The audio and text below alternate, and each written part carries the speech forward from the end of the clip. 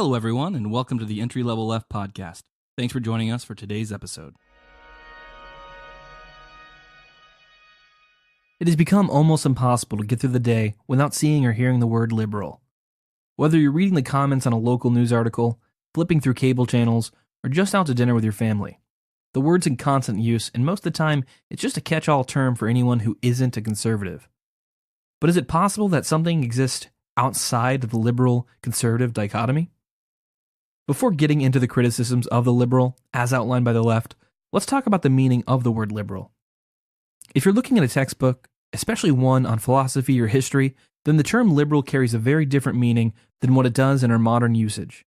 In the canon of philosophy, the term liberal can refer to an assortment of Enlightenment philosophers, but the Wikipedia-ordained father of liberalism is actually John Locke, which you might know as the guy who outlined certain unalienable rights, like life, liberty, and the pursuit of property. These words inspired our forefathers directly.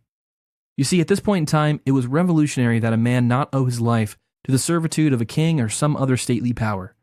That enlightenment, that revolution, is at the core of liberalism.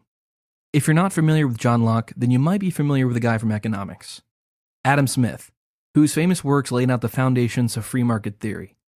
As John Young points out in his 2002 book, Smith's take on liberty was that it constituted, quote, the absence of interference from government and from other individuals, that all people should have the freedom to develop their own unique abilities and capacities without being sabotaged. Smith felt his ideas weren't only justified on economic grounds, but also ethical ones. Other contemporary philosophers agreed. From here on out, thanks to the work of Smith and other Enlightenment-era philosophers like Thomas Malthus, the idea of individual aptitude and responsibility became one of the core tenets of liberal economic theory for almost a century more. That's not to say liberals would be stuck in this classical tradition. Late 19th century and early 20th century liberals would eventually go on to justify the existence of a social program that would give individuals in society the means necessary to adequately maintain a quality of life that allowed them to pursue individual property rights, economic security, and in turn adequately contribute to the capitalist society as a whole, namely through labor. Some justified this socially conscious version of liberalism with economic reasons, such as John Maynard Keynes' belief that government should prime the proverbial economic pump with public funds and a shortage of private ones. Other socially liberal critics made the ethical appeals for a welfare state, like Charles Dickens, who painted a picture of a modern, industrialized free market society with scenes like those from Oliver Twist. These socially liberal and welfare state policies were solidified in American capitalism by the formerly popular New Deal Democrats, whose platform long defined the American Party post-World War II.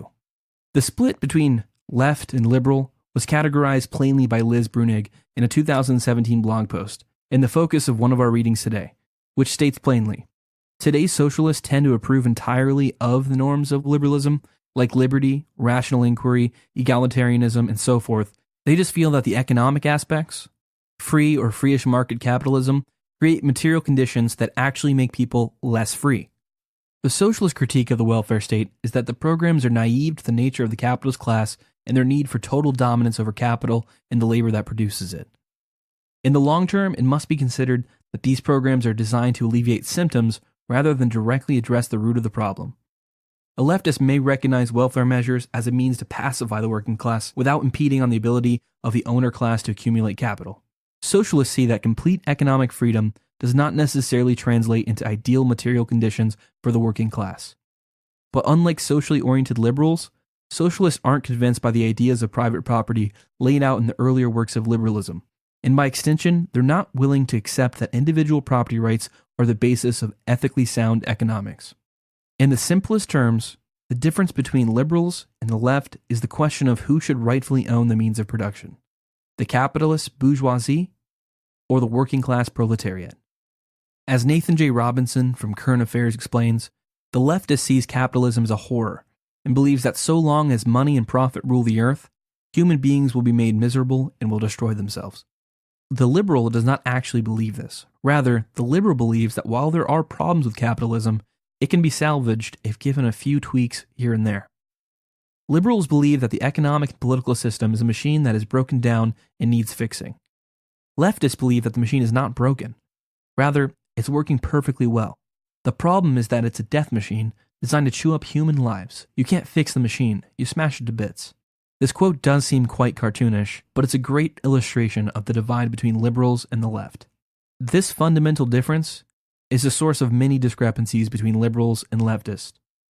The state of labor conditions, the size of the welfare state, what constitutes successful tax policy. It's important to remember, Marx conceptualized a historical conflict between the owner class and the working class, which was instituted via capitalism.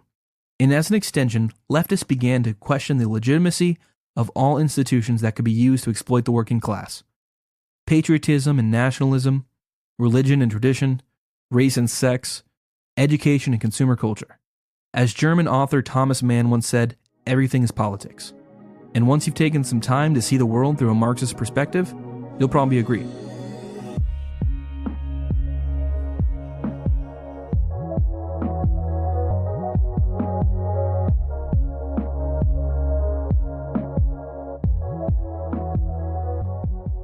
So when we think of liberalism versus the left, it's definitely like a big discussion, especially in terms of today in the US and our politics. A lot of people, when they're talking to conservatives, they'll just be grouped as a liberal if they're expressing, anything that stereotypically dissents from the status quo of today, whether it be Donald Trump or, similar ideologies that are in the marketplace of ideas today.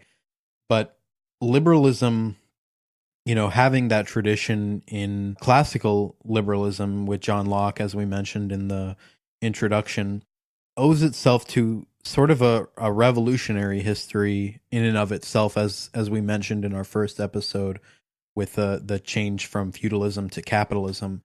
But during this period, when John Locke became prominent, you had this radical idea that people should be free to compete.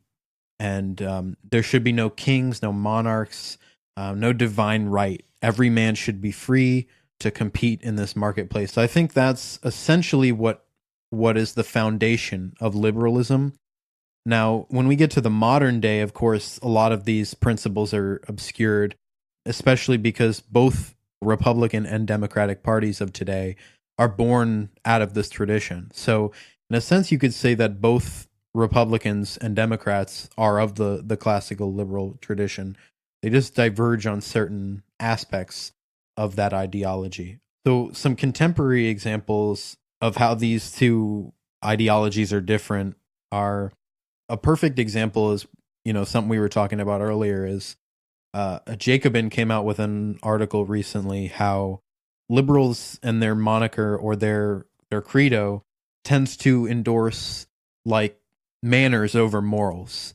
And if you want to sort of understand the distinction, really dissect those words. Like manners, when we think of manners, we're thinking of social graces, what is expected at a party or things like that, not to disturb the existing order in that system or in that environment. Now, morals are something different because they're, in most cases, some type of a universal appeal or universally relevant. And are based on empathy, based on the understanding of suffering of fellow human beings or other sentient creatures. And then the other characterization that the Jacobin article provides for liberals versus the left is that liberals tend to favor conciliation instead of conflict. So to that degree, they shy away from conflict on a moral basis or otherwise. They don't want to really upset the existing order. They just want to reform it or revise it in a way that's more palatable or more acceptable in terms of what the established manners are. Like, honestly, just to be brief, I think like liberals tend to have far more of appeal to like they have a like face value moralistic claim to things, how do we make this thing nicer? Or at least appear nicer. So representation's a big thing for liberals. How do we make something look nicer via who is in charge as opposed to structurally what has, reproduced the inequalities that we face, which segues into, I think the left is far more concerned less with like, visual appeals to moralism or optics and far more towards structural changes that otherwise lead to more what we would consider moral outcomes, which would be economic security, social security, Redistribution of wealth, redistribution of wealth, reparations, things like that. I mean, representation in a material sense versus a just kind of aesthetic sense. Yeah, and that to me is the basics of it. Yeah, I'm going to hammer home on what we talked about a little bit last episode. Some of the differences between capitalism and socialism still ring true when we're talking about liberalism versus the left. Mainly that litmus test that we talked about last week, where a liberal is still traditionally a capitalist. We're talking about who owns the means of production. A leftist wants the ownership class to be abolished. They want the worker to own the means of production. Whereas liberals, they want to reform the current system, but they don't want to abolish the ownership class.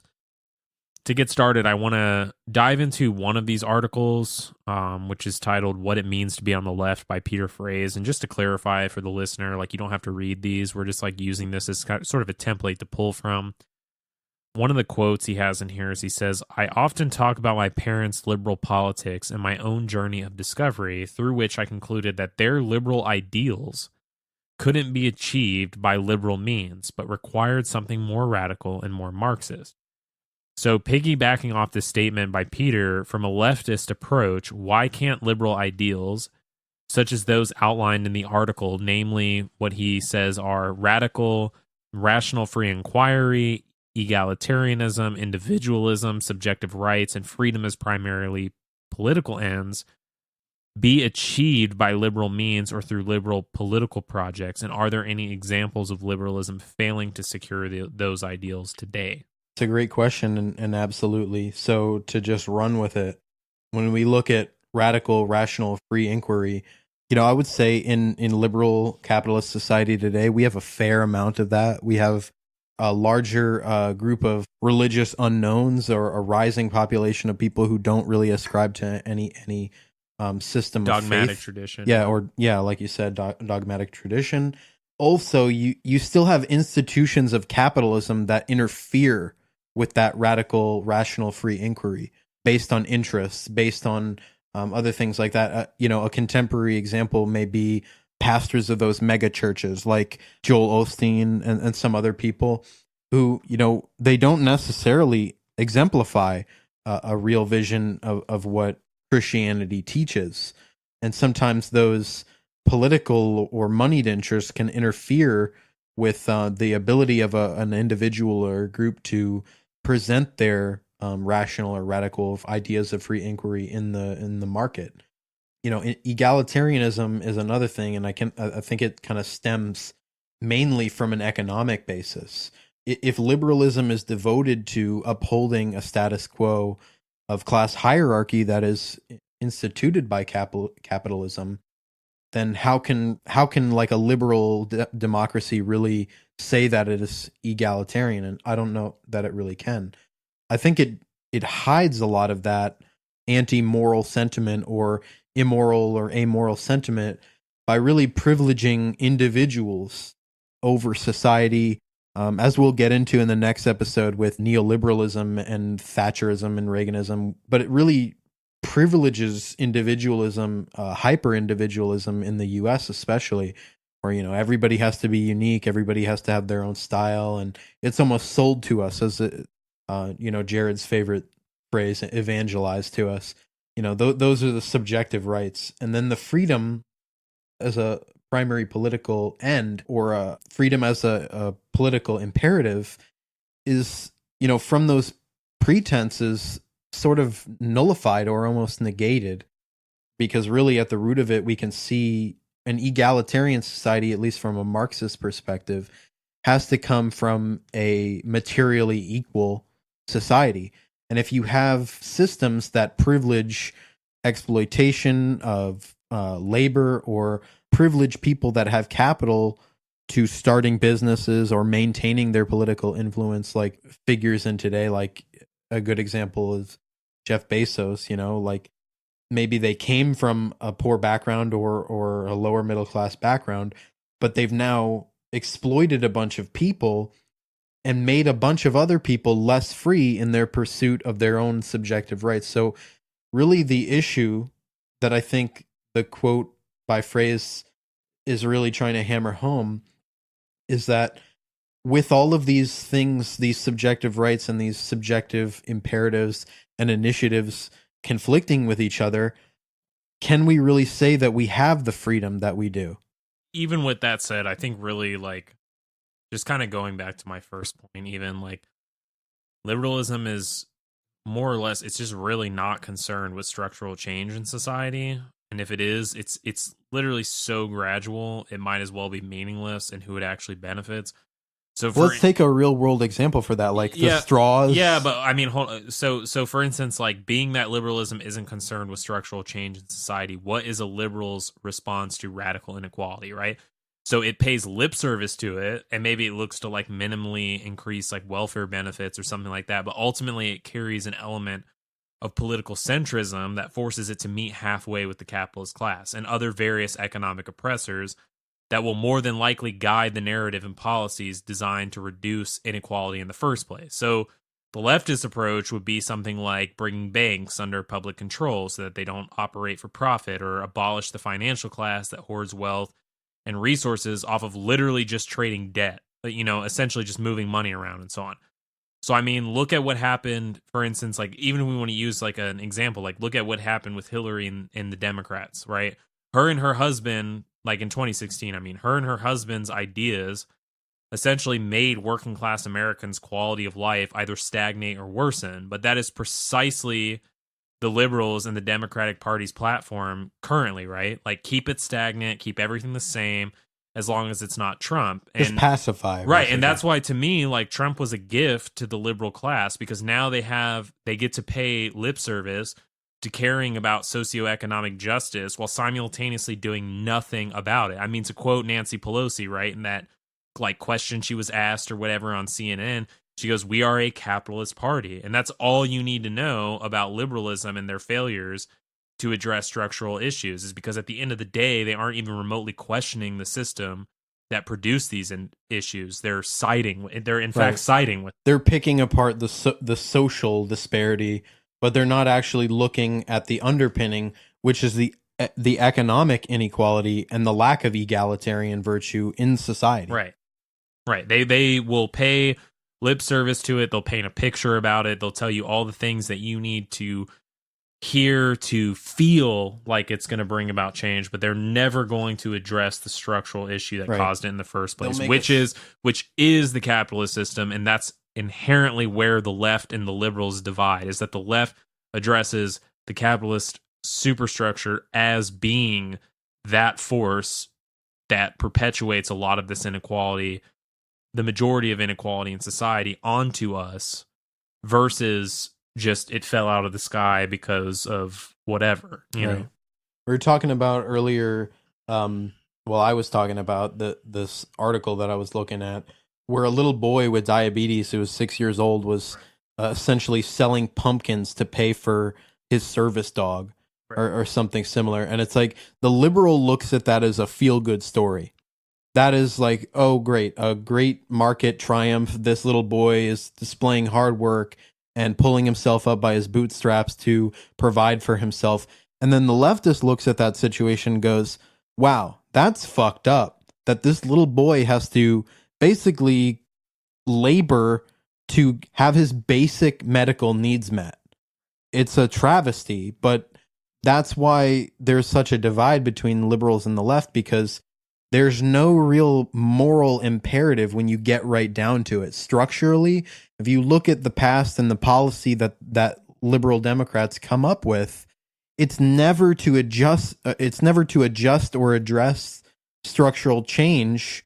It's always to pay lip service and then ultimately back the status quo of capitalism. I think on the, like, literally the ride over here, you called it, it's like ping pong. Like they're just bouncing the ball back and forth between two ideologies that, while yes, different, they're not systemically different enough so that it would cause or affect serious change in people's lives. And that change has always been slow.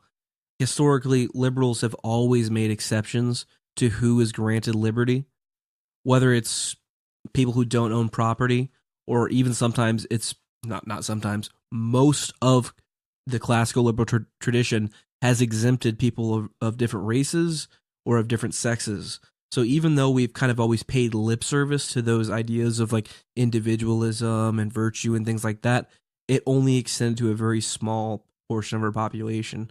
The progression itself, even the lip service that we do give to high virtues, is still very, very exclusive to kind of like an upper class. Well, yeah, and I think, that actually is a great segue into the next question, and you addressing that, like who and for whom does this sort of like liberalism ultimately benefit? So the third question really kind of for the group is in relation to this passage, once again by Peter Fraze, and just to quote, he states, "But what would it mean to escape the economic aspects of liberalism? Would it mean merely high wages, universal health care and education, a right to housing, strong labor unions? To be clear, I am in favor of all of those things, but we've seen this movie before. It's the high tide of the welfare state, which is nowadays sometimes held up as an idyllic model of class peace and human contentment. Everyone has a good job and good benefits and a comfortable retirement. Although, of course, this Eden never existed for much of the working class, which Nathan just shouted out to.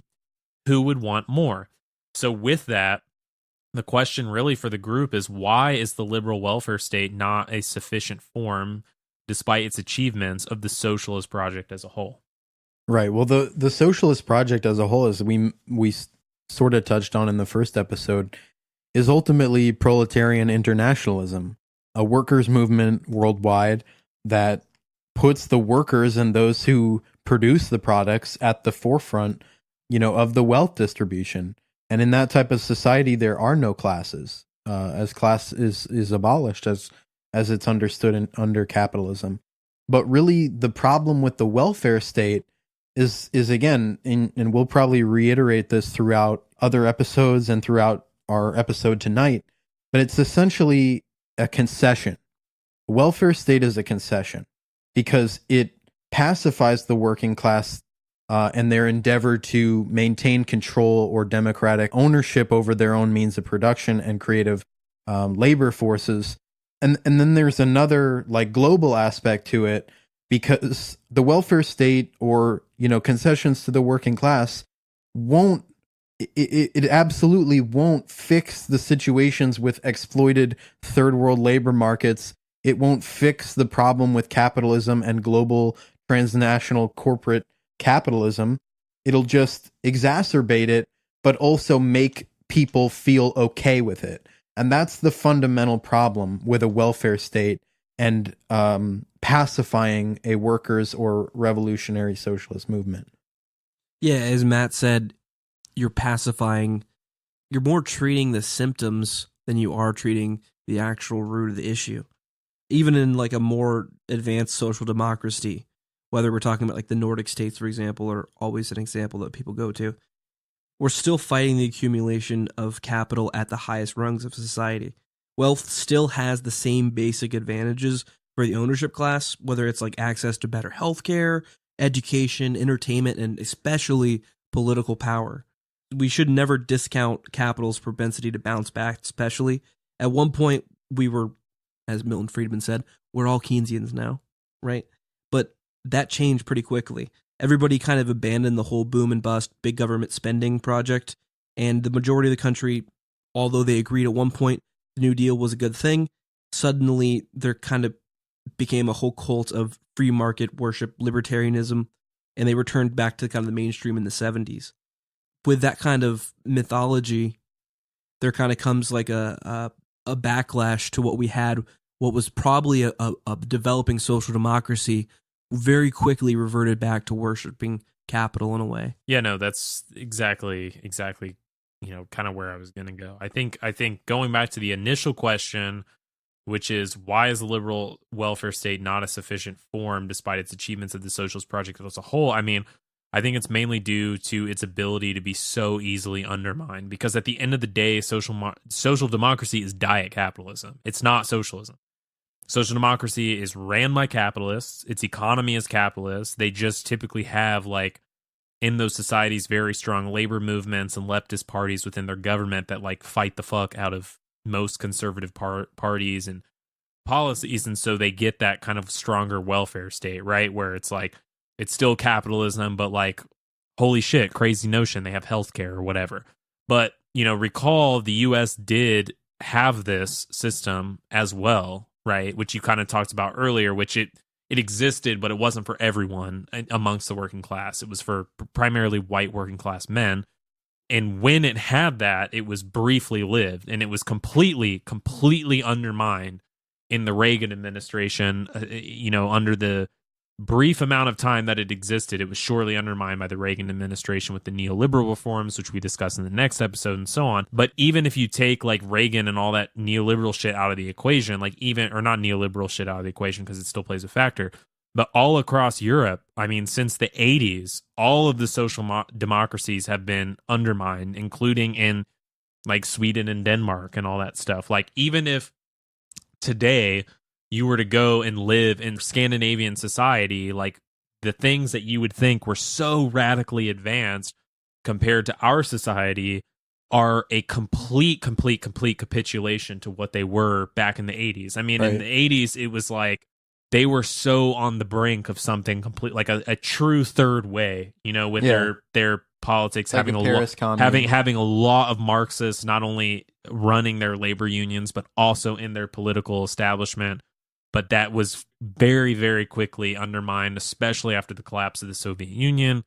And that's really what it boils down to. You know, the social democracy, like, as the author of that article, Peter Fraze, like, points out, like, while we are, of course, supportive of universal healthcare and a stronger labor movement and all those things, it's not sufficient to just rely on those things disciplining the capitalist class as opposed to a total social and political upheaval within society that completely maintains those checks and balances. You know, as a concrete example, and I know you bring this up a lot, it's I think the most recent example we have in American society is probably like the ACA. Right. You know, it's in context, in the American context, it's a very progressive bill.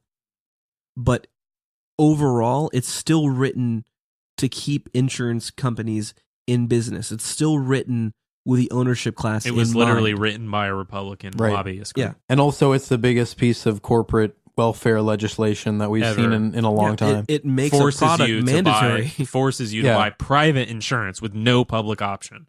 Otherwise, be fine.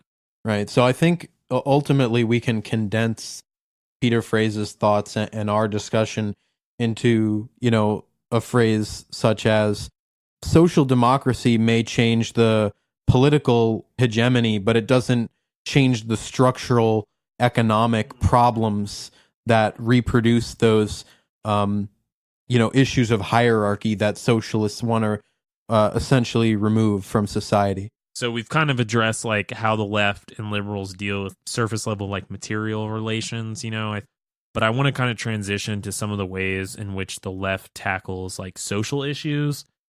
And that could be anything from race and class and gender and so on, like, versus liberalism, and how and why those distinctions are important. And quite honestly, if it's cool with y'all, I kind of want to just, like, riff on this for a moment, because this is, like, something I'm really passionate about. And I think this issue, like, it basically comes down to, how do we address issues that face people of a varying degree of backgrounds in the US, right? Because the left always takes a look at the structural root causes of the struggles facing, let's say, people of color, queer people, poor people, and so on, and looks at the structural forces within capitalism that reinforce, like, this class hierarchy and exploit social relations within society.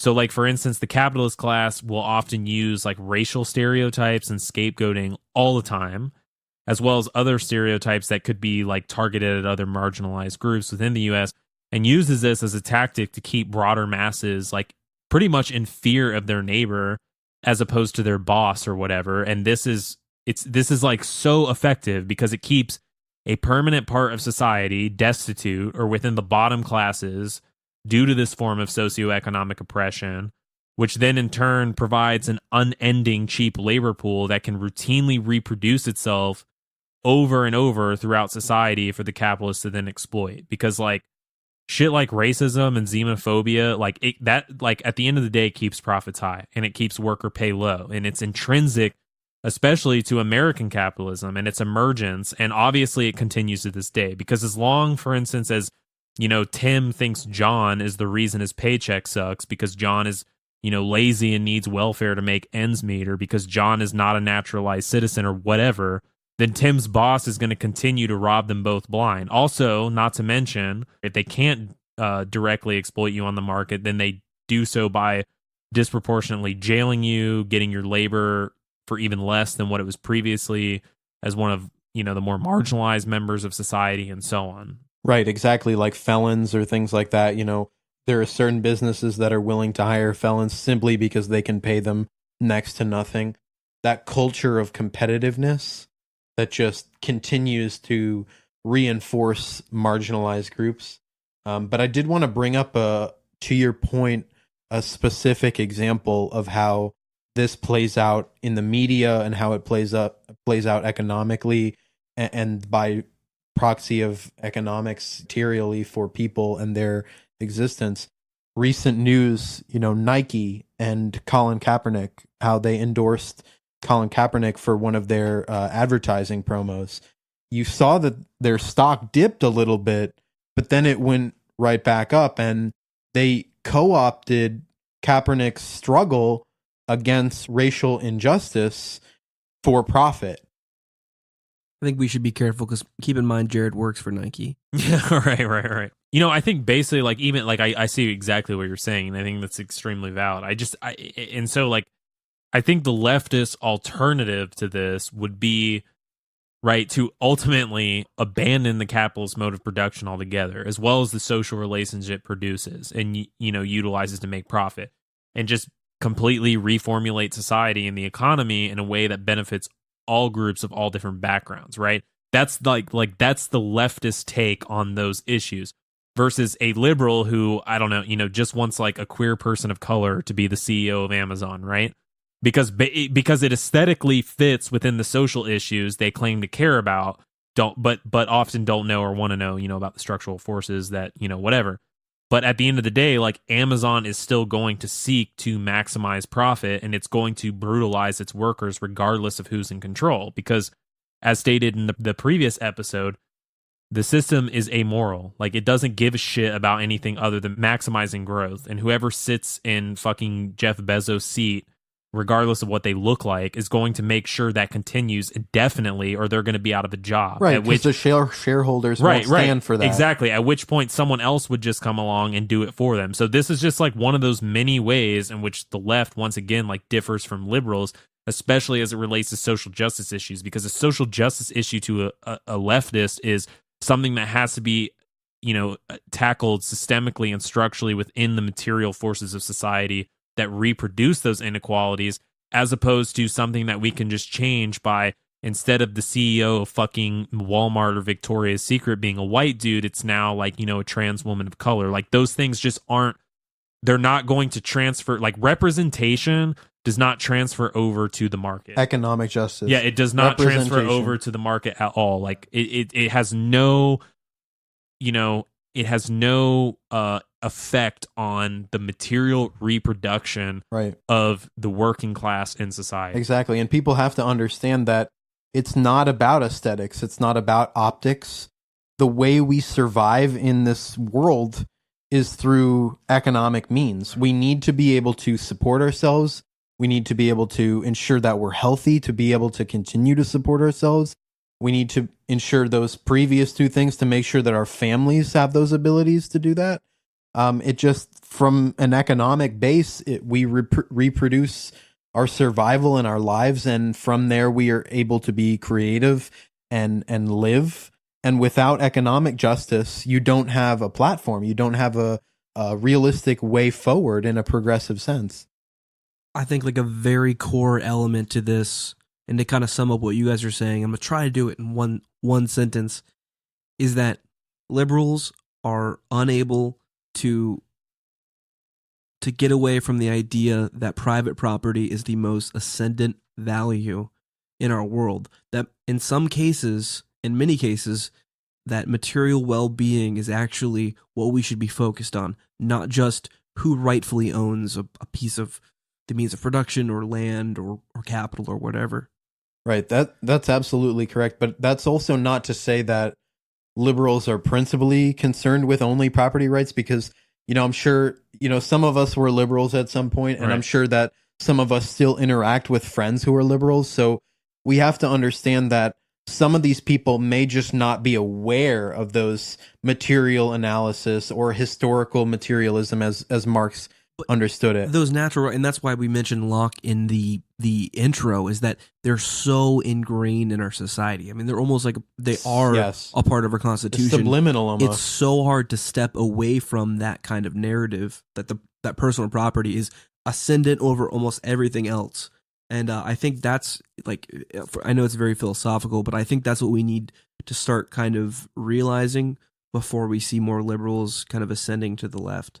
But as a final point, just before we move on, because we've definitely hit it on the head.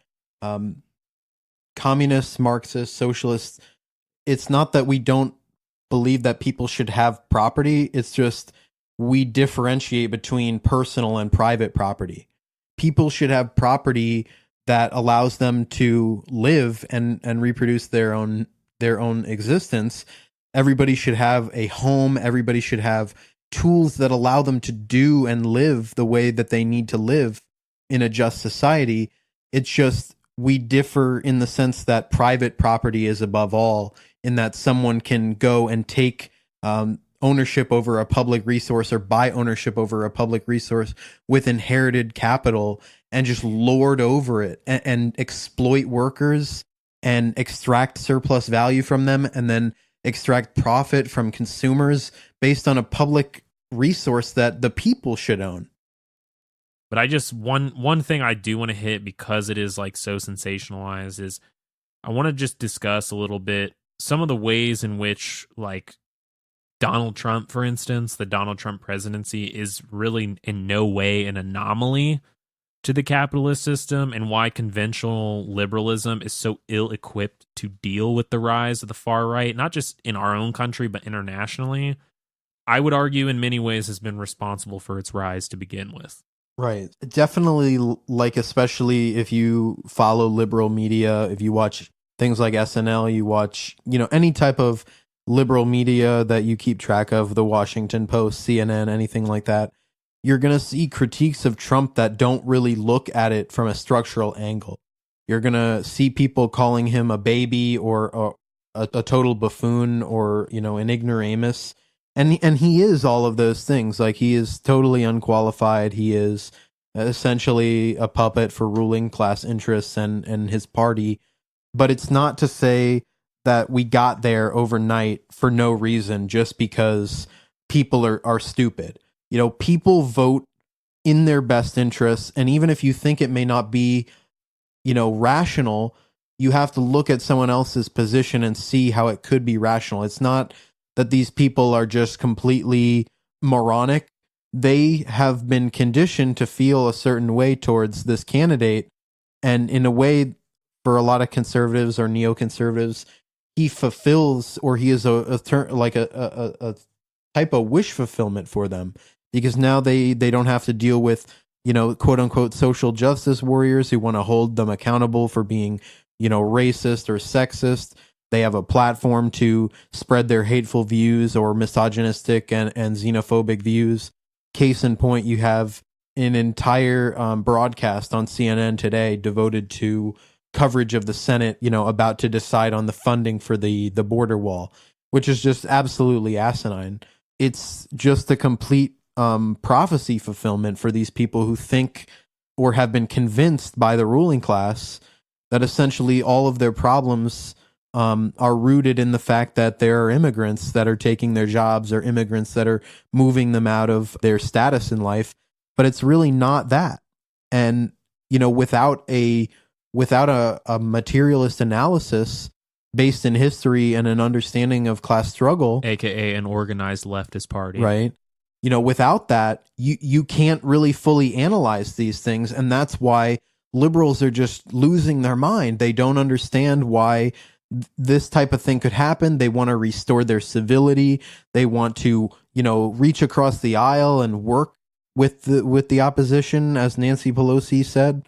But these things aren't going to solve anything because it's just a complete capitulation. And that's why, maybe it's a more personal view of mine, but it essentially feels like stagecraft to me. It's just an extended song and dance for the ruling class to parade in front of people through the media and just distract us completely from the underlying root causes of this material injustice. I think, honestly, like, what it boils down to is, look, since 2008 and long before 2008 collapse, but, we'll use 2008 as the prime example, American society has been in total free fall. I mean, regardless of the economic progression, regardless of the charts on Wall Street shooting up to the top and we're generating all this wealth, for the average American working class individual, Obama was Bush the sequel, right? Like, he maybe talked a different talk, he looked a different way, but he continued the same policies, things stayed the same. Average Americans continued to get fucked over the way they have been in American society basically forever, but even more, I would say, hyper emphasized on, the Reagan era and so forth. That did not end under Obama. You have Hillary Clinton, who comes along and essentially runs on, we're going to keep everything the same. That was the entire Democratic Party platform of all of 2016. We're going to keep everything the same. And then on top of that, they crushed any alternative to that program within their own party. So then when you have Bernie come out and he says, hey, we want more economic equality, we're going to actually talk about how Wall Street is involved in literally fucking every human on this planet over, how it's actively involved in contributing to the Clinton campaign. They obliterated it. They completely wiped it out. They intentionally made it so that the debates weren't televised. They did everything you can imagine to make sure that Hillary Clinton was ordained the nominee, and she got absolutely fucking creamed by the worst candidate, most unpopular candidate in the history of the United States. And so the fact that that can happen means that ultimately there is a mass rejection of the entire platform of, we're going to keep everything normal, we're going to keep it exactly as it is. And the reason we know that is because the group of people that form that Fox News, kind of radical, crazy base, who, like, the Sarah Palin-esque movement, the Tea Party movement, all that sort of stuff, that, Obama was the Antichrist and all this other bullshit, the people who kind of believe that shit, they're a minority, right? They did not elect Trump without bringing other people under that blanket. And who were those other people? Were they necessarily racist and conservative voters? No, of course not. As we know, as the data shows, many were Obama voters, right? Who felt disenfranchised and probably would have voted for a Bernie Sanders, or not. It doesn't even have to be Bernie Sanders. Someone running on a populist, progressive narrative on the left who would have gathered enough attention to radically combat Trump. But that was not allowed by the Democratic base. And that's ultimately what it boils down to. Liberalism is a total uniform capitulation and meeting halfway with the worst elements of society, which are the capitalist class, plain and simple. Right, exactly. So it's just a testament to really how ridiculous it can be, because when you take someone like Trump, who is essentially a television celebrity, and you put him in the White House, he's completely unequipped to do the role, first and foremost.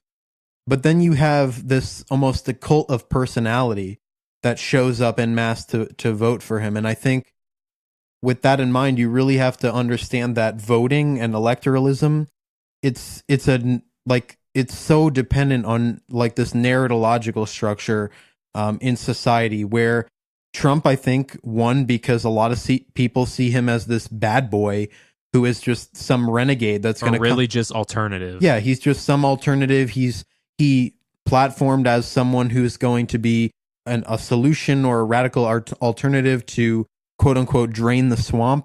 But he's done none of those things. And I mean, if you look back at Obama's campaign, he ran on a campaign of, I think, Medicare for all. And that never happened. He But capitulated. yeah, but you see that it's not just these individuals who are capitulating, but it's the entire system. Because if there was any real problem that these people had with it, then they would just revolt. They would just move to a different economic basis. They would protest it, and then they would completely excise it. But it doesn't happen because ultimately it's just pageantry. It's just, to keep people distracted and move away from an economic view of the problems in society. Yeah, I think, Matt, you hit it on the head earlier in your statement, is that it's not anymore just about the policy. A lot of times it's just about the platform and a lot about the narrative that surrounds that platform. For example, that's what makes Trump such a popular figure. I mean, he has gone back and forth on almost every single policy that he's named, but that doesn't matter because people, in some weird way, they trust him. They trust the Trump brand, even to run the country. And I won't lie. As just to not to cut you off, just even as liberals or as leftists, we need to be sort of selective about who we actually choose to engage with on a platform. If someone's on CNN and there's a 3-person panel about climate change and one of them is a climate change denier, that in no way reflects the actual scientific consensus or even like the popular consensus of just normal people on the issue. If you read an article about a topic and there's just a few sentences that explain the opposition, it gives kind of credence to the opposing views. And I think one problem that liberals have is they're so ready to consider both sides, right, that they will platform the opposite, and then just in the sake of fairness. And if you watch cable news, you'll see exactly what I'm talking about all day long. Yeah, no, absolutely. And I think ultimately it boils down to the working masses, the people of the United States, perhaps some people listening to this podcast, are looking for change. And the first step to change is truly educating oneself on what is actually going on in society, what is beyond the spectacle. And unfortunately, Trump, while he very successfully branded himself as an alternative, is very much a part of the spectacle and the continuation of the total uniform exploitation of the working masses by capitalist society. And so with that, thank you for joining us this evening on this entry-level left podcast on liberalism versus the left. And we hope you will join us next time on episode 3, which covers a brief history of neoliberalism. Hey everyone, thanks for listening to this episode of the Entry Level Left podcast. As always, be sure to check us out on Facebook and give us a like at facebook.com/entrylevelleft. You can always find links to more information in our show notes or on Facebook. Feel free to reach out to us if you have questions, comments, topics, or anything you'd like us to discuss on our show. Until next time.